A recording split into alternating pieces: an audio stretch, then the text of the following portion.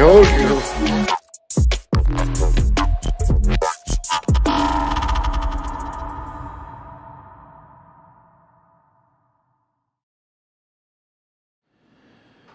All my brothers and sisters watching at home, greetings to you in the name of Vinny LeCavalier. Let us pray in the name of Vasilevsky and Kucherov and Steven Stamkos. Amen. Brothers and sisters, join me tomorrow as we await the wonderful victory of the Tampa Bay Lightning over the horrendous, devilish, Taliban-supporting New York Islanders. For the righteous will triumph, so saith John Cooper, and the evil shall vanquish. So let us say, Amen. Now, in the meantime, how many people do we have here in the temple? 1? 2. Now, for you sitting at home, especially Kobe Briefcase as he sits home, counting the amount of days scratched into his walls that he stayed incarcerated within his own home because he's afraid to go outside. Yes, Kobe, we're talking about you. For if you were to liberate yourself and follow but the ways, the sweet, sweet ways of St. Victor Hedman, and grab life by the balls, then you too could be victorious in your conquest over the fear of going outside. So I ask you, dear apostles, brothers and sisters, how many do we have here?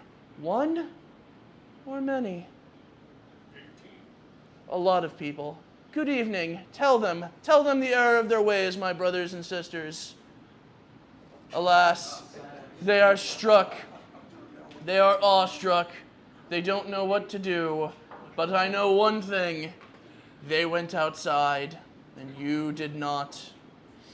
Shame, shame, I say, for the meek shall not inherit the temple. Thus saith John Cooper.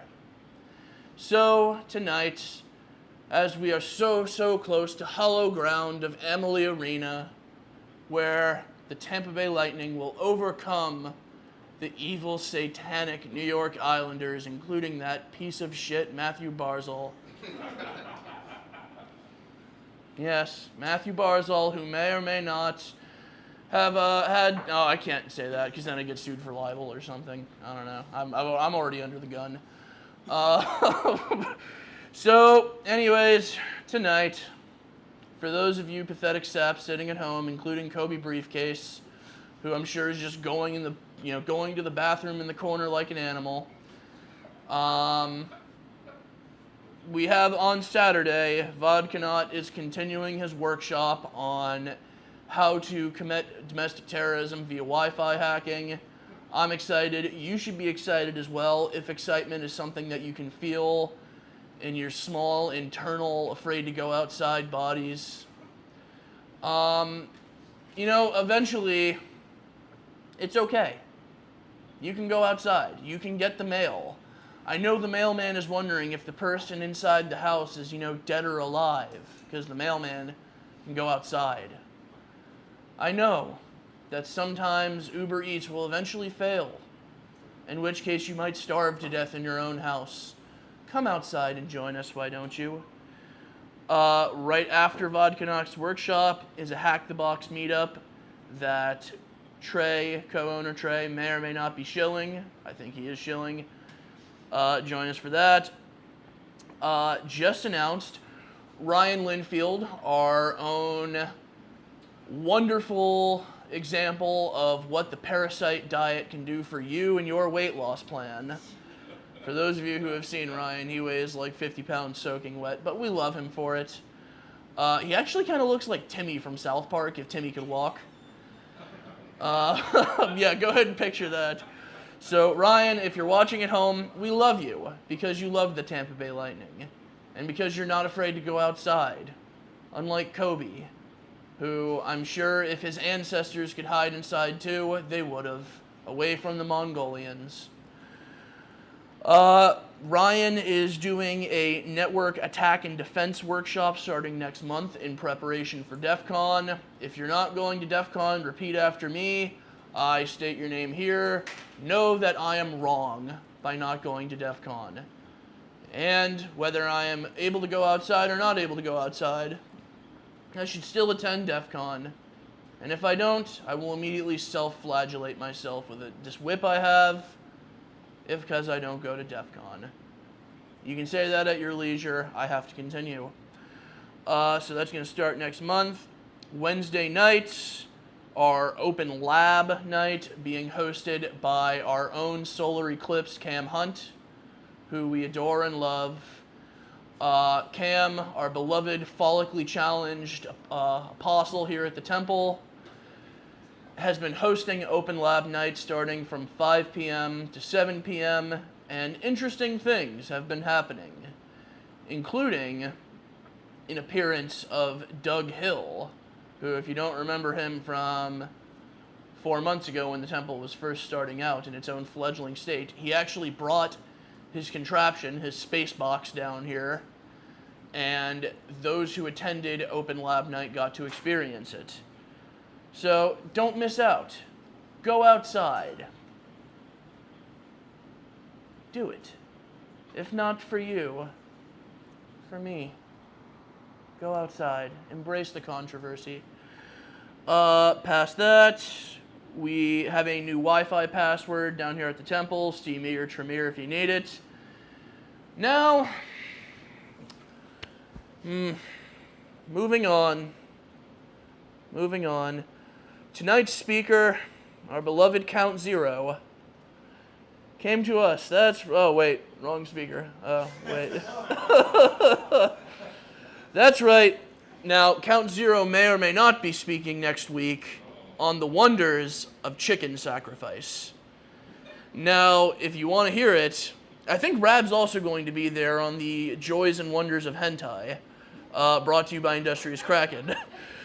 So, tonight's speaker, as I hear Rab squeaking behind the bar. I hear Rab squeaking behind the bar. Tonight's speaker is interesting.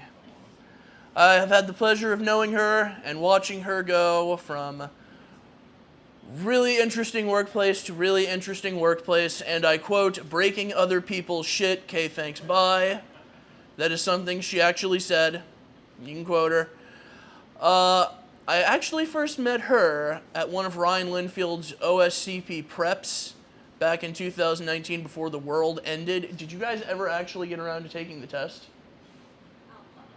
Okay, so we're not talking about OSCP prep.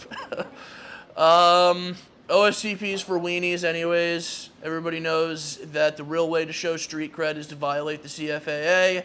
Don't at me. Moving on to that, though. So, met her. She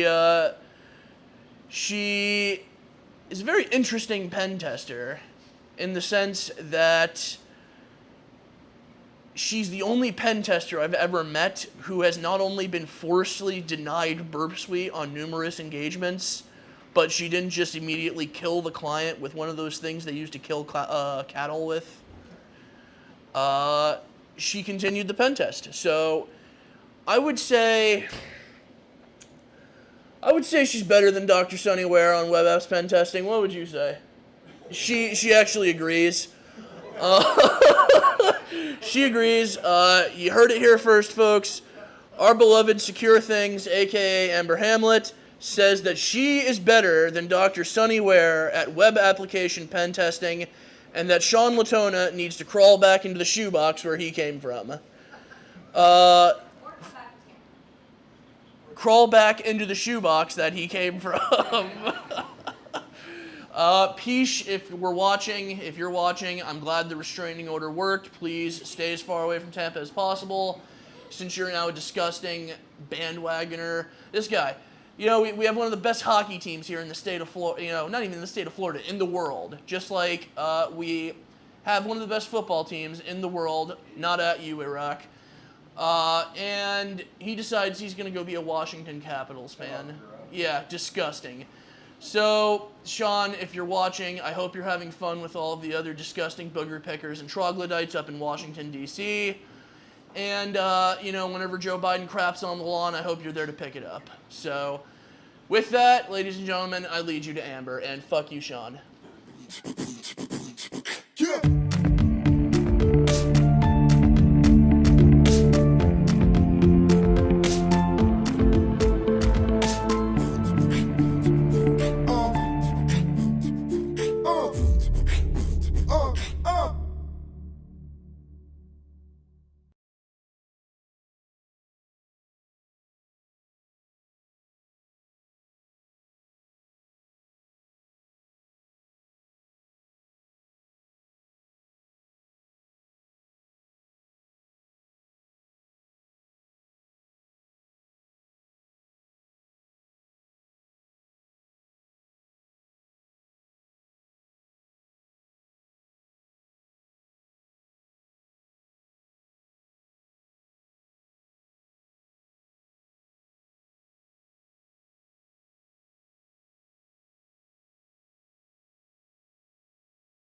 Actually specialize in internal, external, and wireless assessments, and for me, I really enjoy the internal Active Directory type assessments and wireless, which is why I'm giving this talk today.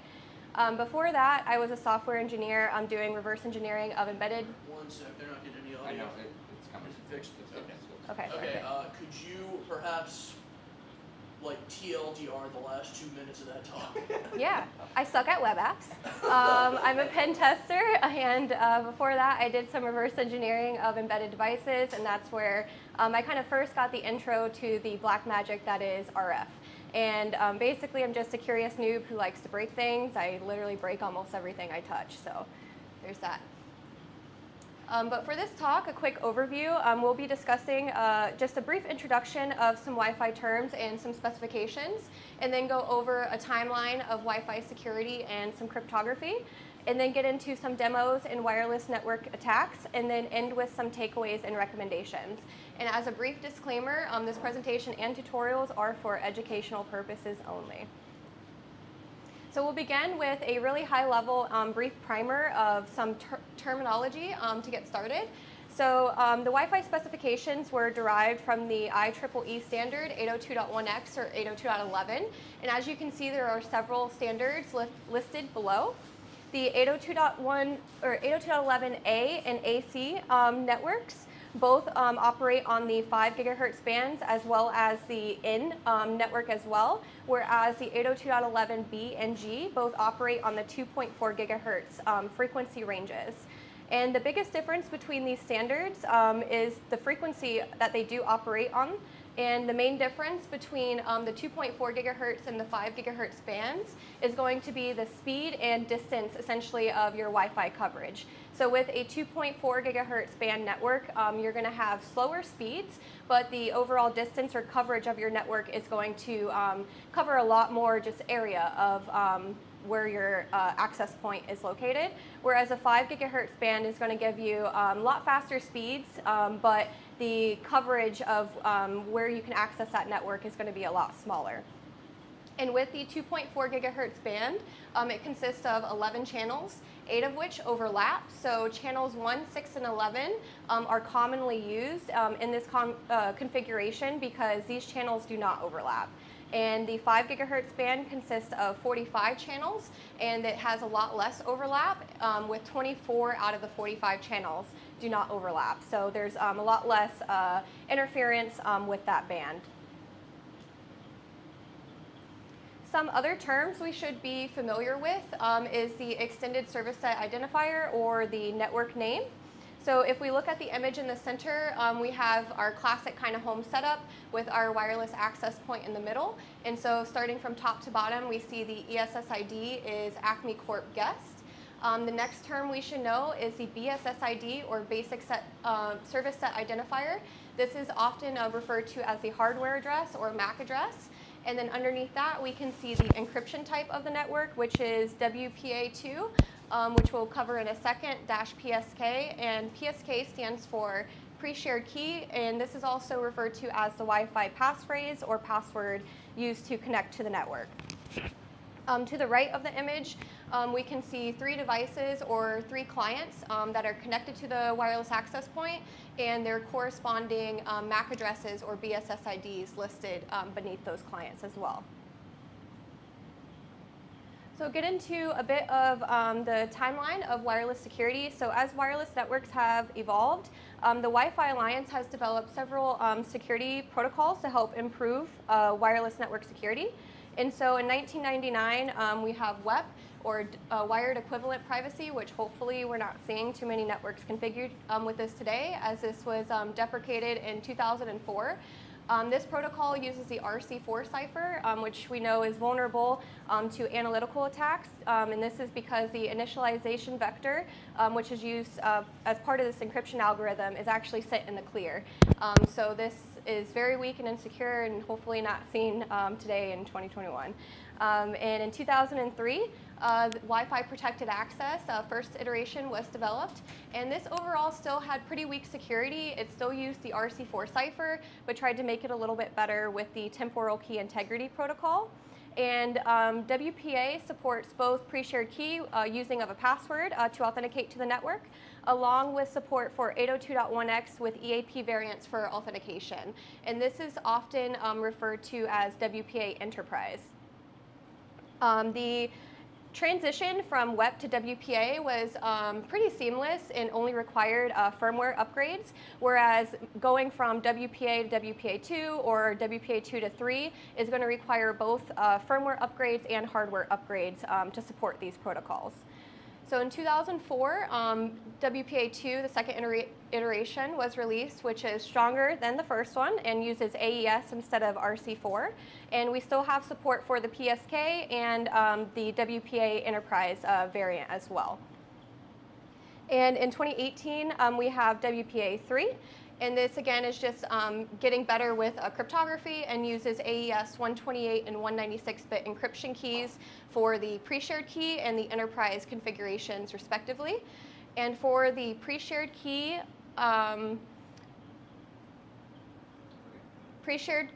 portion of this authentication, it actually uses, for WPA3, it uses simultaneous authentication of equals. So for that method, for what that means for us as an attacker, whenever we do our pre-shared key attacks trying to capture that handshake and do the brute force attack, this is going to be making this a lot harder for us just due to the advanced protocol being used there. But we still have the enterprise support and EAP variants as well with this protocol. I personally haven't seen too many networks configured with WPA3, but that's probably because just the hardware upgrades and it's just taking a long, long time. I mean, we can see even with software, right? Like people aren't upgrading, so if you're adding hardware components to it, again, just all the device supports and just hardship of rolling them all out, it's just going to take a little while. So just kind of keep that in mind whenever you see that, but it does cause some challenges with WPA3 and pre-shared key configurations.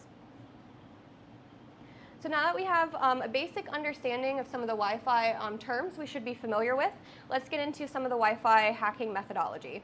So we're first going to start with OSINT, or first discovery and reconnaissance, and discover the wireless networks that are around us, along with their configurations. From there, we can perform traffic analysis and do specific like network targeting and figure out, how active is this network. And then from there, we can actually start attacking the specific targeted network that we, of course, have permission to attack.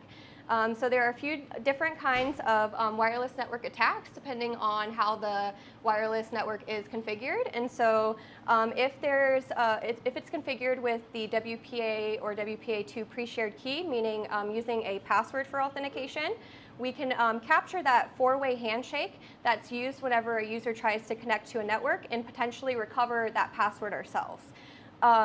We can also do a de-authentication attack to help speed up this process whenever capturing that four-way handshake. And then there's also evil twin attacks and rogue access points that can be used to attack enterprise networks or networks with more advanced configurations where we can actually set up a fake access point, use a captive portal, or mimic a known network to try to get people to authenticate to us and perform a man-in-the-middle attack. So some tools that we'll need for this include a wireless network card that supports monitor mode and packet injection. And I have a couple examples here of the Alpha ACH model and along with the Hack5 Pineapple. And also a Linux operating system of choice. I will be performing the demos in Kali. And the main tools that we'll be using and that I use for most of my assessments are the AirCrack G Suite along with EAP Hammer from GitHub. And we will only be scratching the surface of EAP Hammer today, but I highly, oh, sorry. You're talking screaming fast. Oh, sorry. Sorry, I'll slow down a little bit. Thank you. You can tell I haven't given many talks before. Just a little nervous. Thanks. So yeah, we're only going to scratch the surface today with EAP Hammer in setting up a evil access point, but it can do so many different things from setting up a captive portal, actually doing the pre-shared key captures as well, and just numerous other things that I actually need to dig more into the tool myself. So with that, we'll go ahead and get started with our first demo. Oh, sorry. Before we get into that demo, I first want to show you a picture of what that four-way handshake looks like. And so the important thing to know here is that the master key is derived from the pre-shared key or password when entered to connect to the network. And so from there, the device and the access point perform this four-way handshake that you see here. And so an attacker can eavesdrop on that four-way handshake and then try to brute force and recover the pre-shared key from this capture. And so this one will actually be a recorded demo for this portion. So our target network is going to be Acme Corp Guest. And from the screenshot here, this is just from me putting my alpha card into monitor mode. And so I just ran arrow dump ng and my wireless card. And so from there, we can see the list of networks that are around us.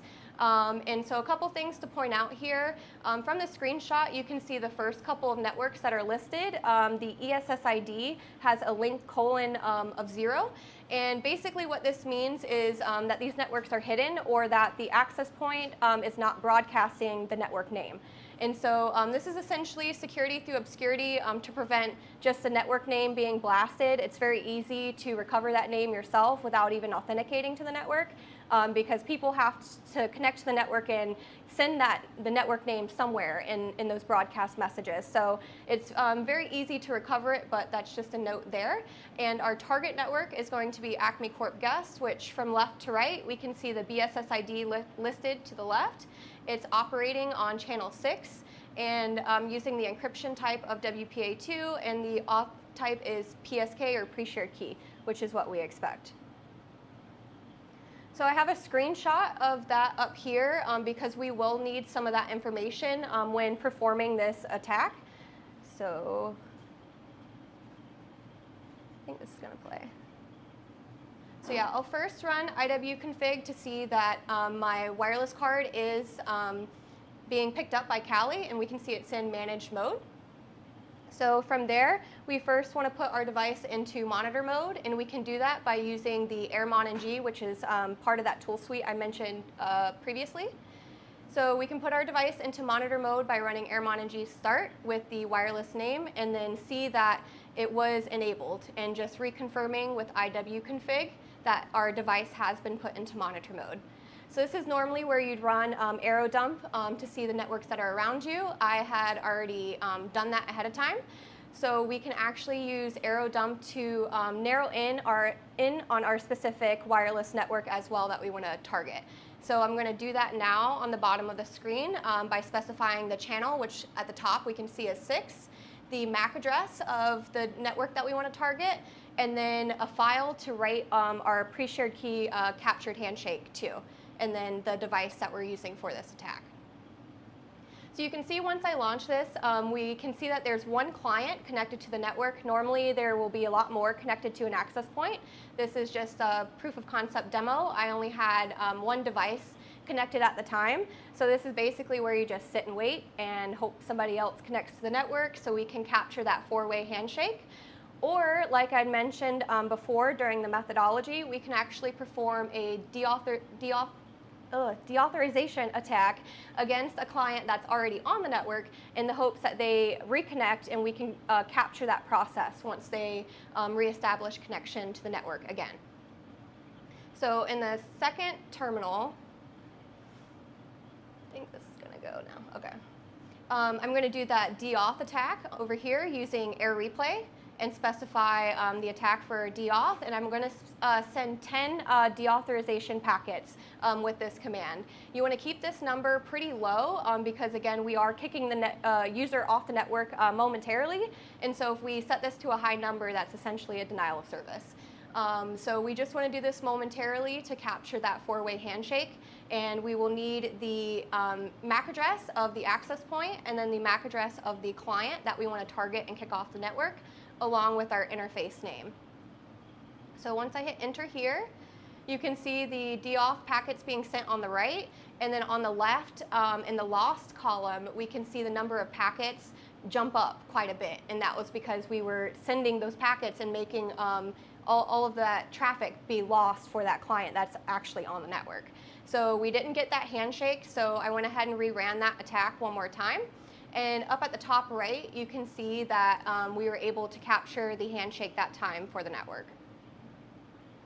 And so from here, we can use the same suite of tools and use aircrack-ng to try to crack the password for this pre-shared key using a word list that we specify. So I'm going to use the Rocky word list that I just added the simple Wi-Fi password to.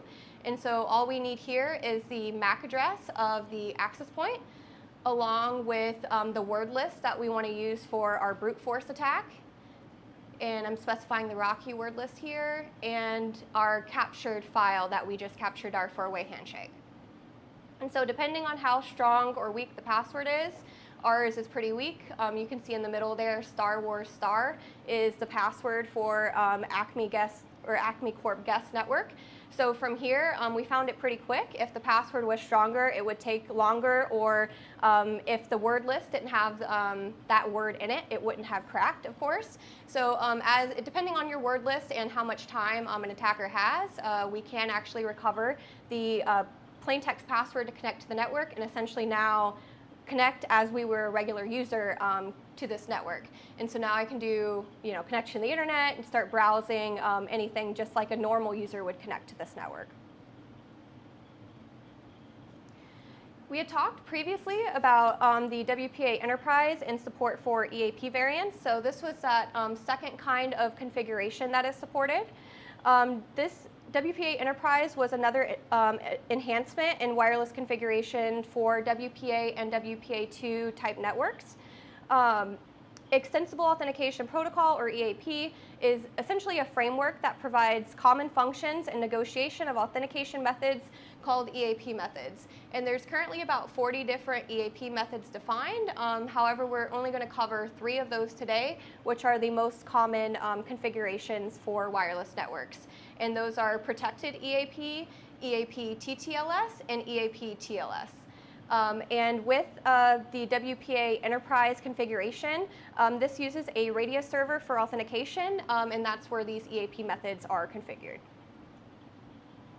So some common EAP methods that are seen in the real world, both PEEP and EAP TTLS are the ones seen most common in just configured enterprise networks, and both of these are actually pretty common. They are both proprietary and tunneled, meaning that the information sent between the client and the radius server, seen down here on the bottom, is protected with a TLS tunnel, and then another inner authentication method is used to actually send those credentials. Both of these methods also only require certificates on the server side, and the client is optional. And we'll see why there's issues with those configurations in a few slides.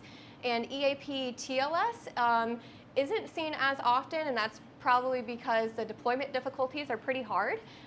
It enforces certificates on both the client and server side, so just rolling these out and maintaining this kind of configuration is pretty difficult overall. So it's not really seen in a lot of client networks.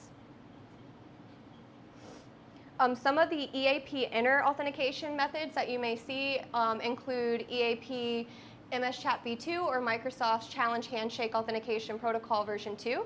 This protocol uses weak DES encryption, which is vulnerable to brute force attacks. And with this protocol, we can potentially recover the net NTLM-v1 password hash of users whenever they connect to the network. And as the name suggests, with it being Microsoft, this is probably, it is used whenever on Windows operating systems whenever they're connected. So just think any Windows device when connecting to the network, for the most part, you're going to be seeing this protocol in use for enterprise networks.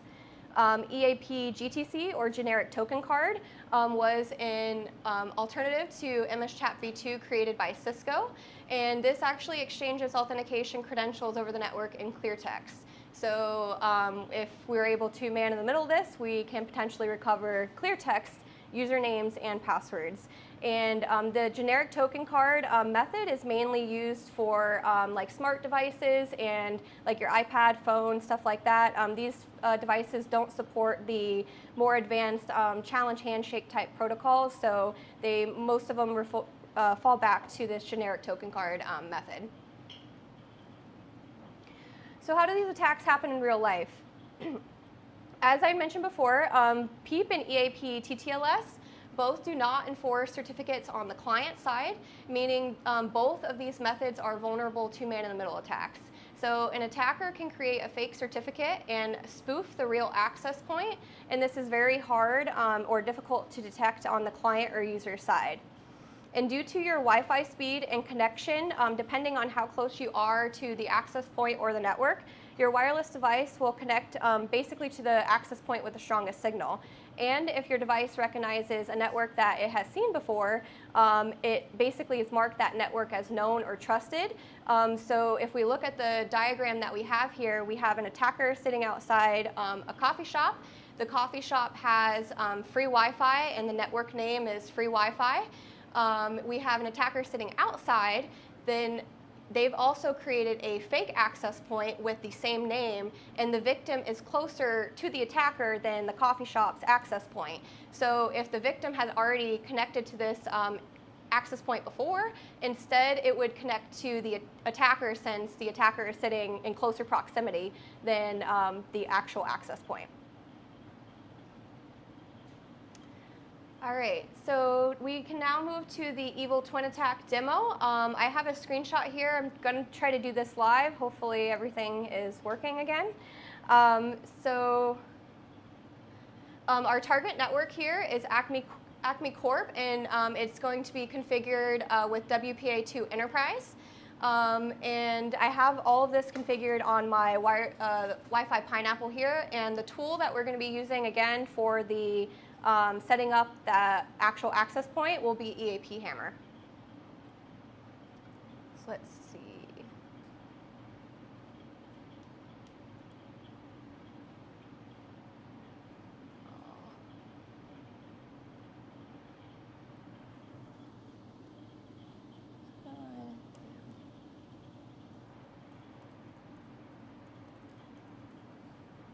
All right. So I have that.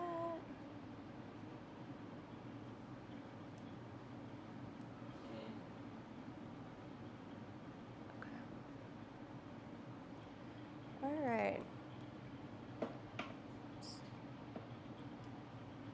So we're first going to run iwconfig. Make sure that, so we can see my wireless card is being detected by Kali, and it is in managed mode right now. I can go to my, my other VM. I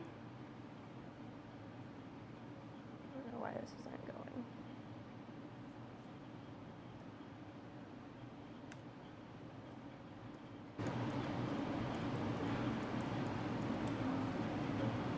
So if I come over here to my other VM, we can see that Acme Corp is here.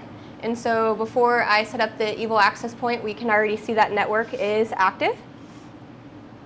So I first want to put my device into monitor mode. AirmonNG start, and then my wireless network card name. So we can see there that monitor mode has been enabled, and rerun iwconfig to see that. And so we first want to see the networks that are around us. If I can type, arrow dump in G. And so we just specify our wireless name.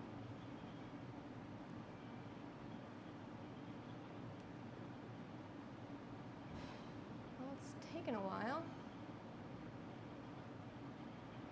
I'm basically just waiting for to see the Acme Corp network pop up here, but it's taken a minute.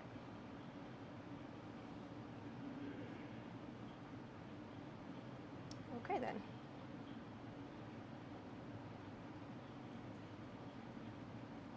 I don't know why it can't see it.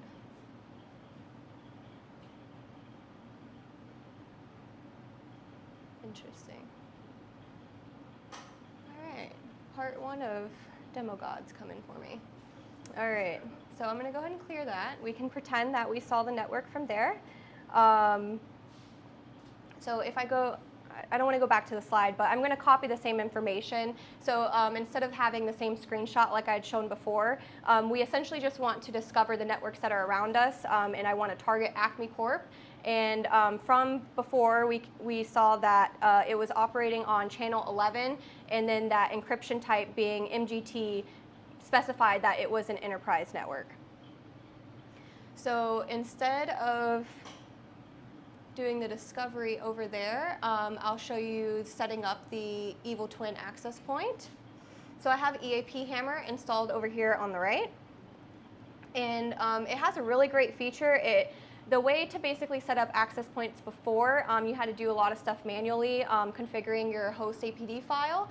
EAP Hammer has a lot of this built into just a command line type tool that's really easy to use. So we can first configure a certificate for our enterprise network that we want to spoof for our access point by doing cert wizard. And so once we run this, it's going to ask us a series of questions, basically for configuration of the certificate itself. And we want all of this information to be as accurate as possible. We can even copy the legitimate cert that we're trying to clone as well. So I'm going to make it all match like Acme Corp, since that's the fake corp that we're attacking here. So we can do like Acme Corp IT. And do like Acme IT, acmecorp.com.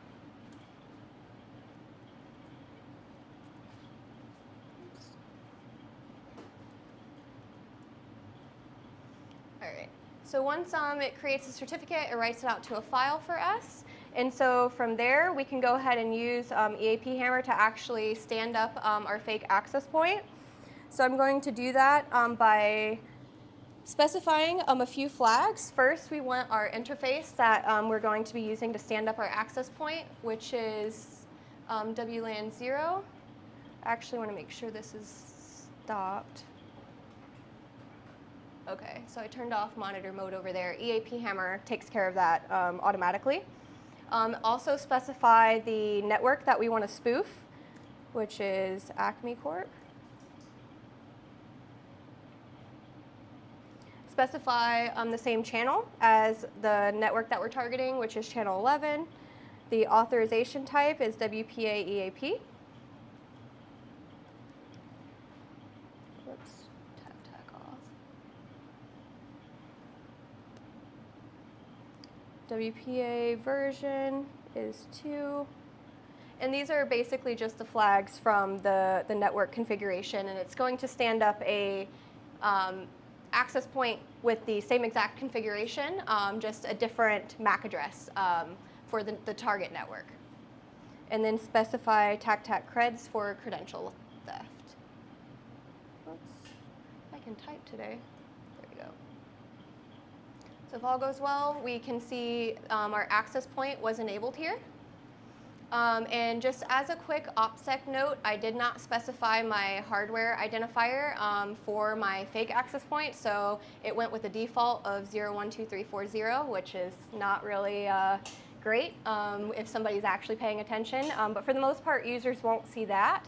But just keep that in mind when setting this up as well. Still good on the screen.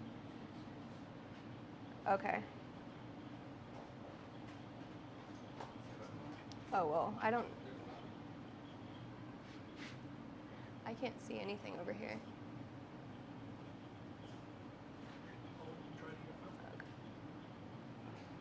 I think it's because it like moves just a tiny bit. You can't see anything on your monitor? Well, I had it like in extended mode, so it was, there you go. Cool. So we can see our access point has been enabled. So I'll first go and show you the Windows authentication. If I can find my VM again. Okay. So if I come back over here to my Windows machine, this is a domain joined machine for my local lab that I have set up here. So if I go ahead and connect to this network, we can see some events triggering over in EAP Hammer. Sometimes it doesn't allow you to connect on the first try, but most users know Wi-Fi just doesn't really work all the time, so they're going to try and try again. So I can first try to authenticate using my Windows password. I've also seen hit or miss with this as well for access points, so we can see if this is going to work. We can see some stuff happened over in EAP Hammer, but we didn't actually get the credentials come across. So I'll try this one more time.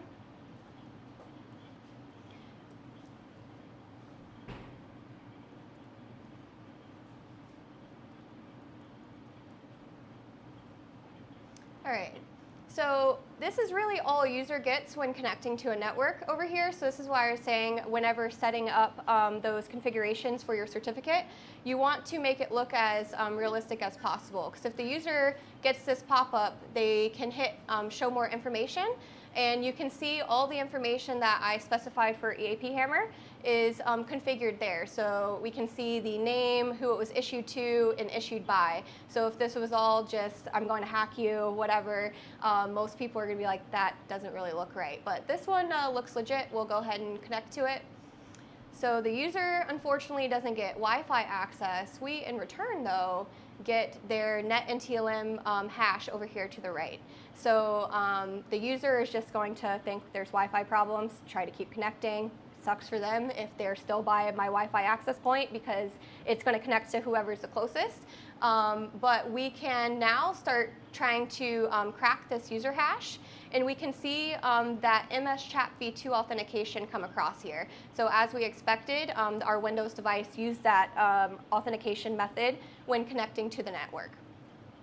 Another one I want to show you really quick. I will connect to the network as well using my phone. So you won't be able to see the prompt whenever I connect to it, but I'm essentially getting the same prompts as I did on my Windows box when connecting.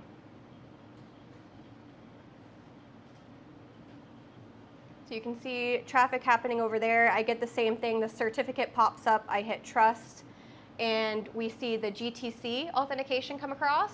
And as we expect, we have clear text usernames and passwords. So from here, if post-exploitation is in scope, you can start taking clear text credentials and logging into any kind of portals, maybe connecting to the network yourself. One thing to note with this MS Chat v2 authentication, since most of the time this is going to be tied to Windows devices, more likely than not, this is also going to be tied to their Active Directory credentials, which in this case it is for this user here. And so if we're able to take this password and try to crack it, we can now potentially have Active Directory user credentials for somebody on our target network. So I mean, from there, opportunities are kind of endless depending on what's all in scope. So you can start logging into, again, Office 365, maybe going onto the internal network, start doing lateral movement, privilege escalation, and things like that. So go ahead and close that out.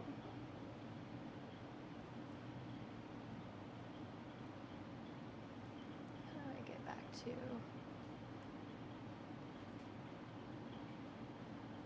Okay. All right, so understanding the insecurity of these wireless configurations, both with WPA personal, or WPA and WPA2 personal, with the use of a pre-shared key or password. This configuration is vulnerable to brute force dictionary attacks. And again, you also have a shared password for authentication. So just many people having that password is more likely going to be the case, just because that's the only way to authenticate to those types of networks. WPA3 does kind of make that attack a little bit harder, but again, it is still possible, and there's other attacks that can still be done with evil twin attacks as well. With WPA and WPA2 Enterprise, use of radius server with those EAP methods, if certificates aren't enforced on both the client and the server side, these certificates can be spoofed, like we just saw in the demo, and be vulnerable to a man-in-the-middle attack, which can allow an attacker to intercept these credentials through that fake access point. So some takeaways with WPA, WPA2 and using a password. If a pre-shared key must be used, ensure that the password is at least 12 plus characters and isn't easily guessable. Still keeping things as like summer 2021 or doubling the year. I've seen a lot of people doing that to just up the character count. It's still pretty easy to guess those passwords. And also rotate the password regularly and at a minimum when employees leave. There's been so many times where you can see the password is summer 2011. I'm like, I wonder when they set the password for this wireless network, right? So like if you're not changing it often, these people who now leave your organization can still have network access to connect to your assets. And again, as I mentioned, you can upgrade to WPA3, which reduces the chances of a successful brute force attack. And with WPA2 Enterprise, ideally you want to use EAP TLS, that configuration enforces certificates on both the client and the server side. And this makes it where that it's not vulnerable to a man-in-the-middle attack. You can also add support for wireless intrusion prevention systems to help detect rogue access points if EAP TLS is just too hard for your organization or just configuration to roll out yourself. And then another recommendation is to disable those auto connect and auto join features on client devices, as those devices just all the time are just looking for networks that are already known or trusted. So if an attacker is setting up like a Starbucks network or something else like that probably a lot of people have connected to before, your device can connect to these rogue access points without even knowing it, or the user won't know it on their side. Here are some of the references and sources I used throughout the talk for some of the pictures and blogs that I referenced for some of the material. But yeah, if anybody has any questions, I'll be happy to take those now. All right, so we have one question. Sure. So first off, have you ever used Half5's Cloud2C platform on wireless pen test engagements, or is it as useless as McAfee AV? Well, so I actually have not used that myself for wireless engagements. I actually haven't used the Pineapple. It was actually quite a pain just to set this up just for the tiny few networks that I needed on here. The best thing about it was the ease of use for setting up the enterprise network. It had just like check for certificates here, here, here. But even just changing the network names afterwards, I couldn't do it in the GUI. And I was just like, I just want my alpha back. And like the alpha is just so much easier to configure. I've heard a lot of features are here. I wish I could use them. But again, I don't think the ease of use and just the operability of it is just not there, not what people were expecting. I think anybody who's used a wireless Pineapple will agree with that. Yeah, yeah. And this is supposed to be like the new one. They're like, it's updated, but yeah. So another question, you showed us the evil twin and you didn't really mention anything about network pass-through, but that's also capable in this scenario too, right? Yes. So I kind of showed just a really brief kind of my de facto wireless pen tests that I do for my engagements. But yeah, EAP Hammer, there's a lot of different things you can do. So you can actually set up like a captive portal to try to get people's emails and stuff. Like whenever you go to hotels, sometimes they ask for just minimal information to connect to their free internet.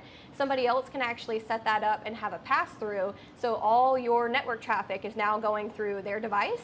And from that, you can now start doing other things like SSL strip and doing even more man-in-the-middle attacks and start actually stripping some of the protection from that network because you have full access of all the traffic going in and out of that network, right? So yeah, there's a lot of different things you can do with wireless, and it's kind of scary when you don't get a whole lot of knowing of what you're connecting to from the user side.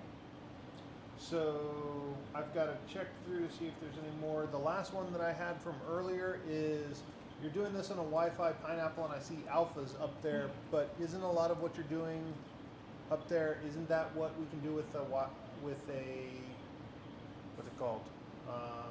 The Ponagachi? Oh yeah, yeah. Ponagachi does a lot of that built in, so it's doing the same exact stuff just under the hood, automated. So it's capturing the pre-shared key and four-way handshakes for you, and it's built kind of off a mesh network with all the other Ponagachis, and just keeps doing all of that stuff automatically. But it's basically a wrapper around all the stuff I showed today. That's the last one I have from before. Sweet. I got one. So when you're attacking an EAP network that has a certificate on the server side, you had to like make your own, right? Mm-hmm.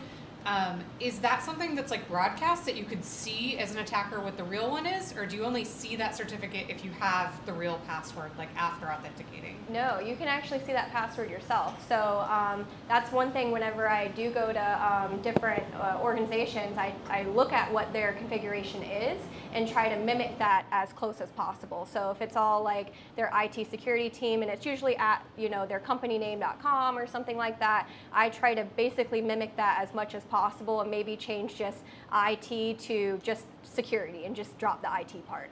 And for the most part, they read it all. It's my company name. Everything looks pretty. Hit connect, and dang, I don't have Wi-Fi access. Unfortunate. So. Sweet. Anybody else? For like, I guess when you're doing jobs, how hard is it for you to get the password for cracking? Is it usually fairly simple?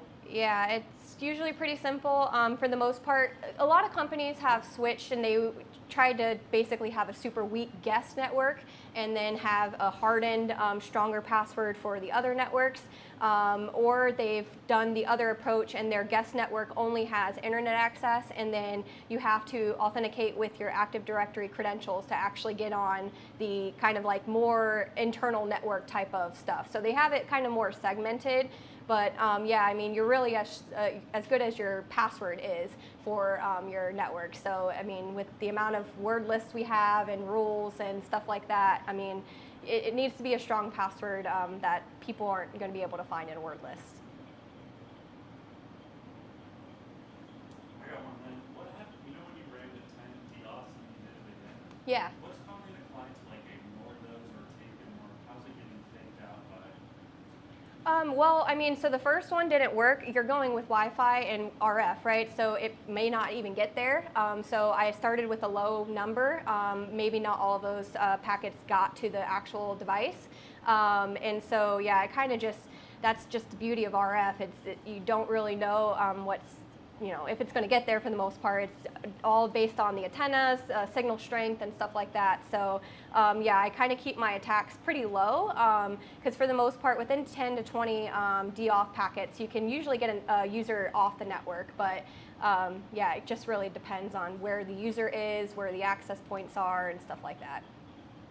You said if you ramped it up to a lot more, obviously cause issues. Why isn't that just a bigger vector of attack that you can just knock you off your network? Well, so if I send this infinite amount of times, it's going to keep trying to send those to that client, and if the client keeps accepting it, they will not have internet access. So it kind of like, if they're in that range and you're continually sending DOF packets, it's like same thing like flooding a web server, right, with too many requests or something like that. Like if the client can't talk to the actual access point, then it's just going to sit there confused and in return get no internet. So basically a DDoS. Okay, I have a couple more questions from online. So first off, is OIDC EAP module a good option, or does that even exist? So I'm not really familiar with that off the top of my head, or how that's used for wireless networks. I have not came across that. Yeah, Kill9, I haven't worked with it myself either, so I can't shine any light there either. So another question, have you faced clients with good rogue AP detection, or is that still rare?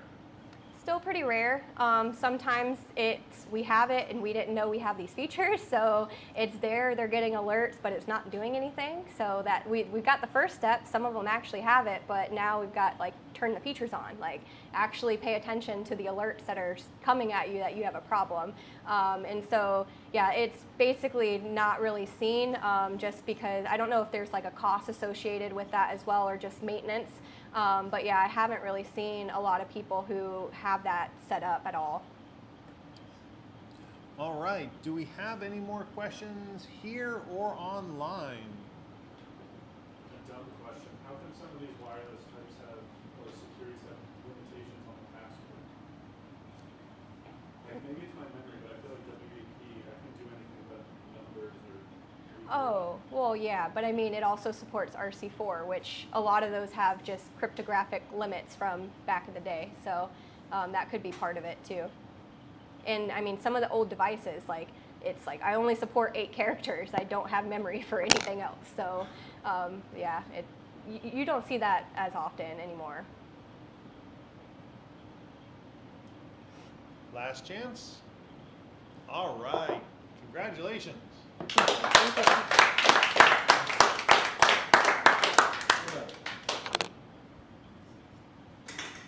All right, so with that, folks, thanks for joining us. Thanks, Amber, for another excellent talk. For those of us online, you're missing out down here. Join us next time when we make fun of Paul. Until then, enjoy your evening. Bye, everyone.